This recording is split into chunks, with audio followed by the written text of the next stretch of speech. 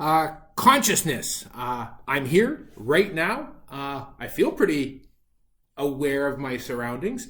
I feel like I'm thinking about stuff. It's a Friday right now, so I'm thinking about my weekend, excited about it. Subconsciously, my heart keeps ticking. I keep on breathing. I don't have to think about that. Could you imagine having to think about every breath you had to take? We feel like conscious human beings. We make choices. The video you just watched, well, you know what? That is kind of the reality of our senses. We smell, we see, we taste, we touch, we hear. We are bombarded by stimuluses all the time. And our conscience, we can focus on certain things. I love that video from Crash Course Philosophy talking about you're not thinking about that tongue in your mouth. And don't start thinking about it because it's weird to think that you have a tongue inside your mouth. Oh, thank God that's in the subconscious.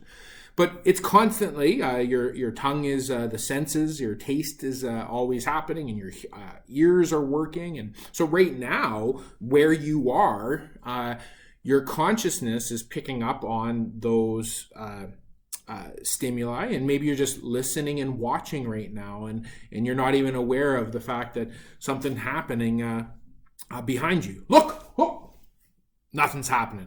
But how can we trust our reality? How can we trust our reality? How do we know what we perceive is truly what we're perceiving? And that's a great challenge that we have when we talk about our conscience. When we talk about our moral conscience, though, can that be deceived as well? Our moral conscience that is directed towards the good. We want to live a good life. So when our physiological conscience sees something, hears something, witnesses something, how do we morally respond to it, right? We often are called to have the eyes and the ears for the poor. That our eyes and our ears should be directed towards the poor. We should see the poor. We should hear the cries of the poor, and then we should, with our actions, do something about it. We're called to the good. But can our moral conscience deceive us? Can we trust in our search for the good that what we see in front of us is truly the truth? That's a great question. And sometimes you just have to eliminate the noise. Eliminate the noise to see what's left. Same thing with our physical conscience of taste, smell, hearing, and sight, and all the senses.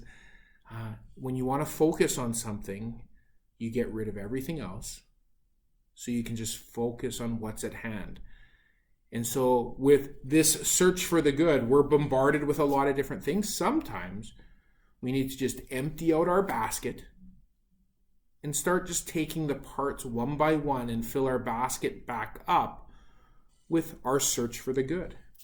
And the next video hopefully explains that in a little more detail, our moral conscience and connection to the reality in front of us. Enjoy.